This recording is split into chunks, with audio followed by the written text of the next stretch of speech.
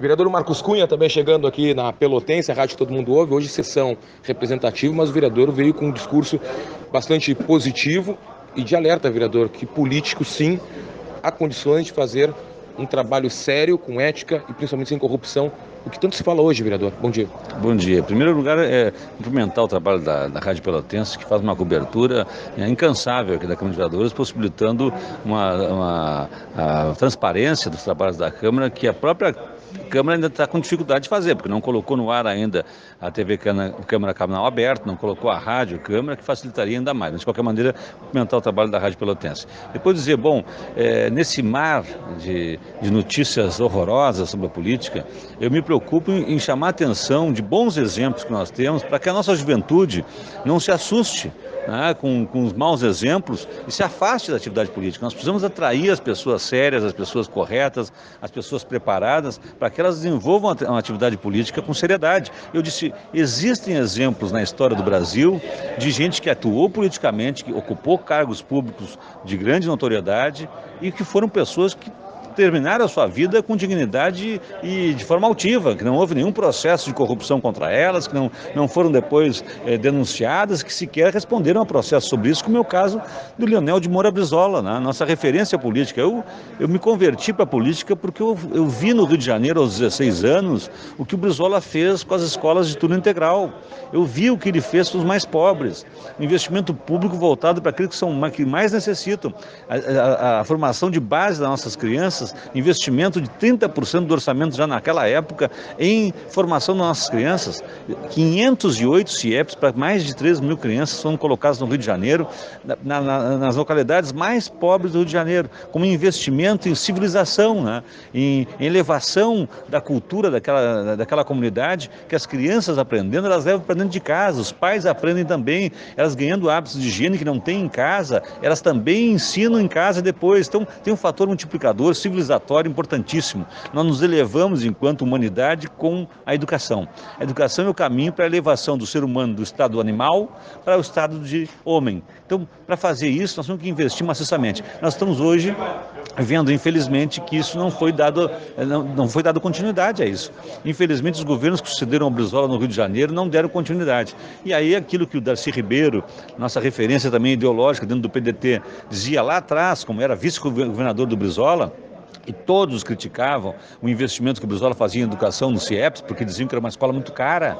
E o Darcy Ribeiro respondia, caro vai ser no futuro vocês construírem um presídio, porque se não construírem escolas de turno integral para nossas crianças, nós vamos ter que gastar muito mais no amanhã com o presídio. E infelizmente nós estamos vendo isso, né?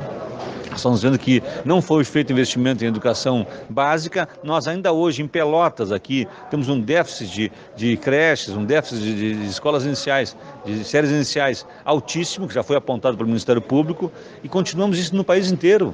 Infelizmente, o Brasil não fez o investimento em educação como deveria fazer e nós estamos agora colhendo a violência desse processo de desigualdade social que se agrava no nosso país. Infelizmente, nós estamos assistindo a isso, mas há uma referência positiva, é isso que eu quis dizer hoje na tribuna. Brizola faria 96 anos de idade, ontem, dia 22 de janeiro, e eu, como presidente do PDT, como líder da bancada do PDT, como vereador do PDT em Pelotas, não podia deixar de fazer essa referência.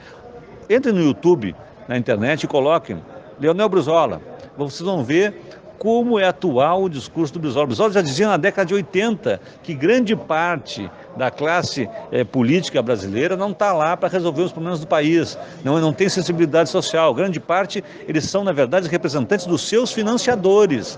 As mega empresas, as grandes empresas que financiam, é que depois são contempladas com ações dos políticos que vão a Brasília. São raríssimas as hipóteses de representantes da população. Então as pessoas dizem, mas o processo é democrático. Em parte. O processo nosso no Brasil está sendo viciado pelo dinheiro.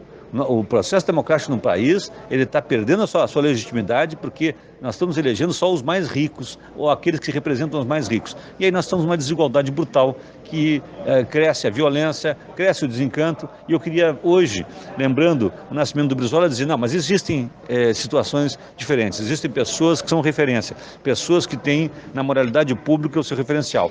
Nós, do PDT, que temos um pré-candidato à presidência agora, nessa eleição de 2018, nós também podemos nos orgulhar. O ex-governador Ciro Gomes abriu mão da aposentadoria de governador porque achou que era imoral.